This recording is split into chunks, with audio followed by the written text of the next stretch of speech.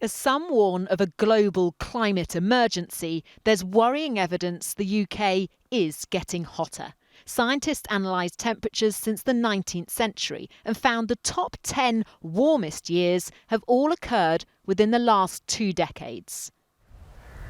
For more than a century, this land in Cambridgeshire has been farmed by Tom Clark's family. In that time, they've felt the impact of our changing weather patterns. So 125 years ago, when my great-grandfather started the farm, I think used to farm by the calendar. Nowadays, you don't know what's coming. So as farmers, we are absolutely on the front line of climate change. Last year, we saw the beast from the east, and then we sort of had a record-breaking drought, and we hold the biggest risks for our business and our livelihoods and what we do. Across 1,000 acres, they grow wheat, potatoes and sugar beet. All this food here growing is growing about 2 metres below sea level.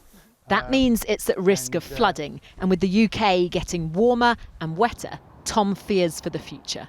I'm the 4th generation of my family to farm this land. I don't want this land to be underwater. I want my children to be able to have the choice of whether to go into farming or not, and not have that decision made for them by the climate.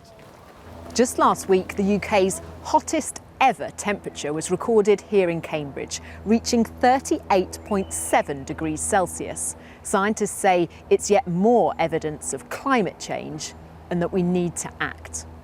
I think now is the time for us to take global leadership, to invest in the research, the innovation, the scale-up of technologies and policies that are required to take us towards a clean future.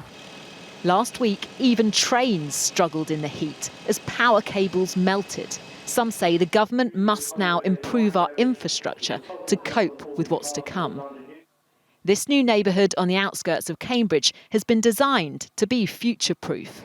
And so what this grill is actually designed to do is it takes in the cool air from outside. Buildings here use natural ventilation and solar power, all to help tackle climate change. Most of the measures that we put in place are about thinking about the future. We have many centuries of past involvement here in Cambridge, and we are planning for the future centuries, not just the next few years.